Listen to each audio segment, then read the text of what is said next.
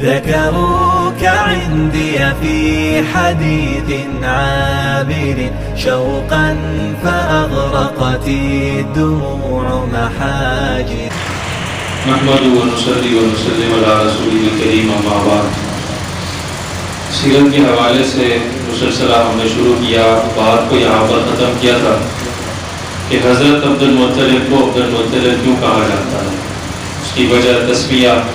آپ حضرات کے سامنے ذکر کی گئی، اور پھر بعد میں جب اختتام کو پہنچی تو یہ بھی ذکر کیا گیا کہ عبد المطلب کے حوالے سے دو واقعے بھی مشہور ہیں، تاریخی طور پر ان کو کتابوں کے اندر ذکر کیا جاتا ہے، اس کو بھی ذکر کیا جائے گا. ایک واقعہ حضرت عبد المطلب کی ذات سے جو جڑا ہوا ہے وہ آب زمزم کے کنویں کو دوبارہ زندہ کرنے یا تازہ کرنے کے حوالے سے ہے. اس کا پس منظر یوں ذکر کیا جاتا ہے کہ عرب کی سرزمین پر ایک قبیلہ تھا جس کا نام بنو جرہم تھا. بنو جرہم کا اصلی وطن یمن تھا، یہ یمن میں ہی رہا کرتے تھے، لیکن جب یمن کے حالات خراب ہوئے، معاشی طور پر قحط کا سامنا کرنا پڑا، ان کے پاس کھانے پینے کو کچھ نہ رہا،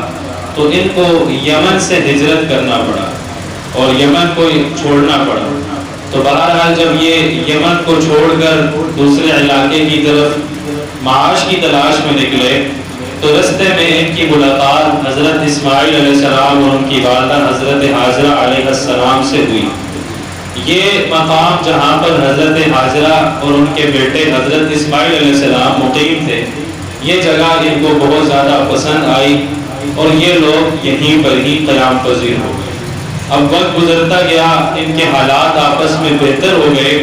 اور حضرت اسماعیل علیہ السلام کی جو شادی تھی، نکاح کے معاملات، وہ بنو جرہم میں طے ہوئے اور ان کی شادی بنو جرہم میں ہوئی. اب وقت گزرنے کے ساتھ یہ اچھے معاملات چلتے رہے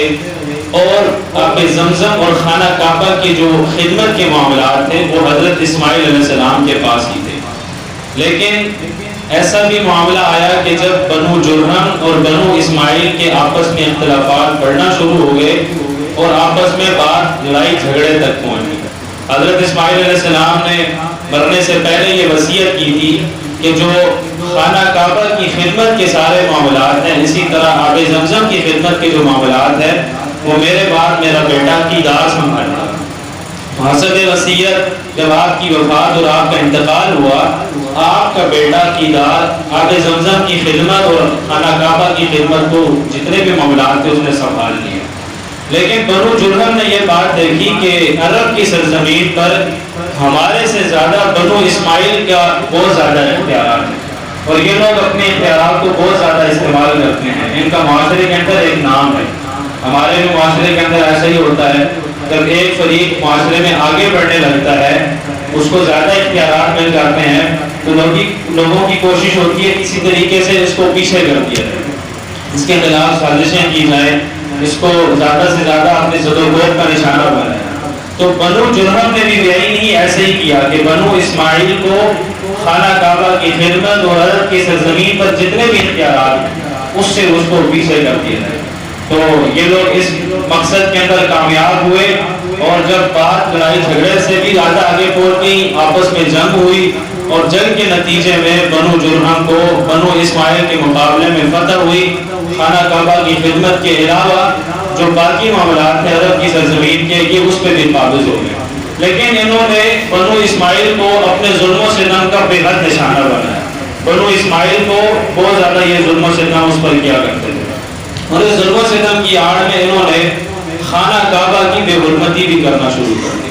اب جب بات بنو اسماعیل کی ذات تک تھی تو پھر تو قابل برداشت تھی، لیکن بنو اسماعیل نے دیکھا کہ یہ لوگ تو خانہ کعبہ کی بے حرمتی پر اتر آئے ہیں، تو بنو اسماعیل نے عرب کے دیگر قبائل کو اس بات پر آمادہ کیا کہ اب ہم ان کے ظلم و ستم کو برداشت نہیں کر سکتے، لہذا ان کے خلاف ایک جنگ کا معاملہ شروع کرنا پڑے گا اور عرب کی سرزمین سے، خاص کر مکہ کی سرزمین سے ان کو بھگانا پڑے گا. تو بہرحال یہ ایک سلسلہ شروع ہوا، ایک جنگی معاملات شروع ہوئے جس میں بنو جرہم کو وہاں سے نکالنے کی کوشش کی گئی اور ایک جنگ ہوئی جس میں بنو اسماعیل اور دیگر جو قبائل تھے ان کو بنو جرہم کے مقابلے میں فتح ہوئی. لیکن بنو جرہم جب مکہ چھوڑ تو ضد اور عناد کی وجہ سے انہوں نے ایک کام یہ کیا کہ جو خانہ کعبہ کی عمارت ہے، ابھی بھی آپ دیکھتے ہیں خانہ کعبہ جس کے اطراف میں طواف کیا جاتا ہے، درمیان میں ایک عمارت ہے، اس عمارت کو لوگ سیڑھیاں چڑھ کر اندر جاتے ہیں، تو اس عمارت کے اندر خانہ کعبہ سے متعلق کچھ مقدسات چیزیں پڑی ہوئی تھی، تو انہوں نے کیا کیا، اندر گئے، ان مقدسات کو اٹھایا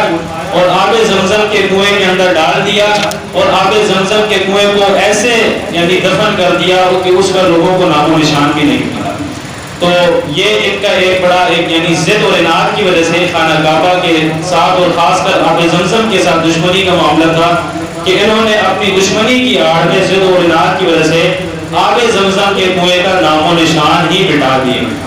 اس کے بعد یہ پھر آگے سلسلہ چلے گا کہ اللہ تبارک و تعالیٰ نے حضرت عبد المطلب کو ایک خواب دکھایا